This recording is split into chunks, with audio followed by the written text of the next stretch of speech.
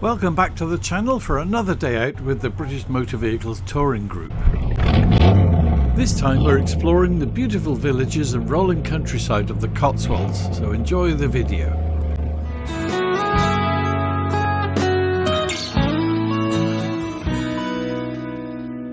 Our arrival at Mayfield campsite, it has spots facilities and is very well run. This is the first time I've been towing Bourton with Henry, because it took seconds to pull up. It took about twice as long to put the tent up for Lee and his missus. So Bourton every time. While many of the group were enjoying the camping experience, others had opted for a little more comfort and had these beautiful gardens to enjoy. Lined up and ready to go were 10 very different British cars, from much-loved classics to more modern machines. Each of them had brought its owners to the Cotswolds for another memorable weekend together.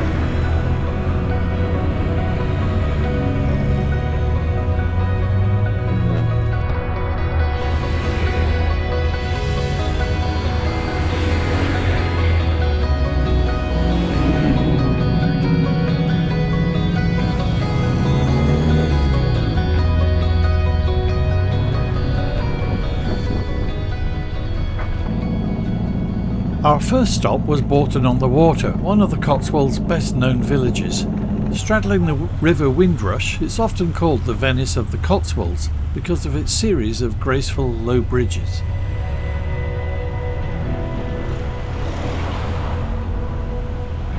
The car's proving popular with the tourists on our arrival at Bourton-on-the-Water. Really love driving through these Cotswolds villages, especially in weather like this.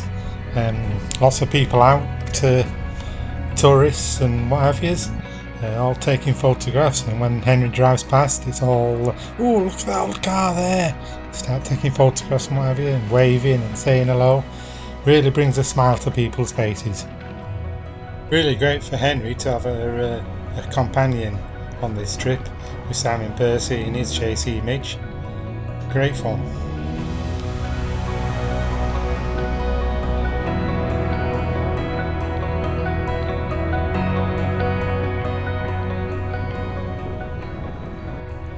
With the cars safely parked, it was time for a change of pace. Our destination was the famous model village, where the real Bourton-on-the-Water has been recreated in miniature with extraordinary attention to detail. You going for a walk down the village? Yeah, there's no dogs. Ah, right, okay.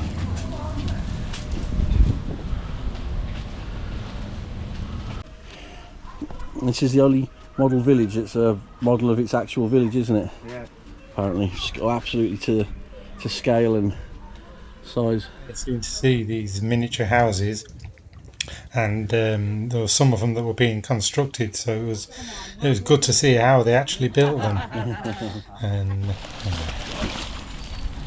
doggies are allowed to have fun as well. Hey buddy!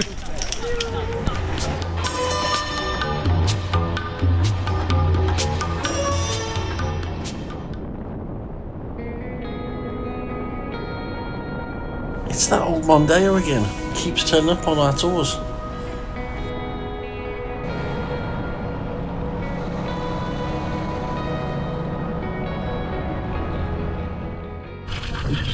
Well, here we are at the side of the road. Simon's lost a bolt on his post. So we're just doing a roadside repair, get some water in and we'll be off again soon. Thanks to Dean and Liz with the spare bits. We're off and running. Up in front here of Dean's Morris Minor is my brother in his 1 million replica Morris Minor. No doubt you saw the banner earlier on, Claire's Fight for Time. His daughter is unfortunately suffering from terminal cancer, and the Morris Minor will be going in Matthewson's auctions in August, I do believe. So if you fancy a million Minor, get to Matthewson's auctions. Great little runner, just never failed. Fantastic little car.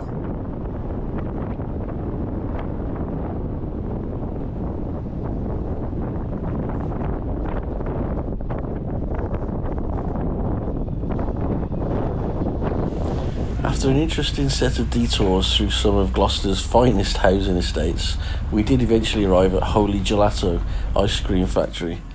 Very nice too.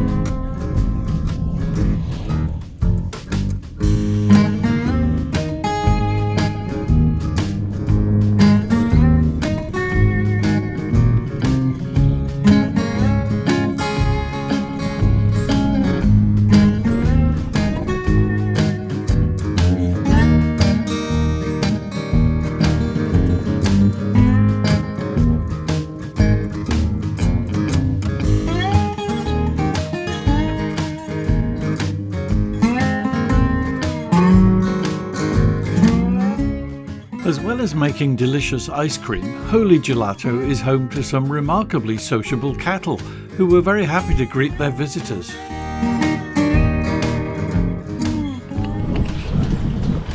You know?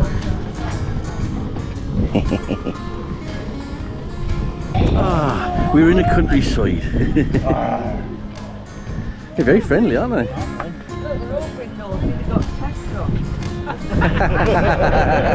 I like it. As another memorable tour came to an end, there was time for one last evening together at the Royal Oak Hotel before everyone headed home with plenty of happy memories. Here's to next time.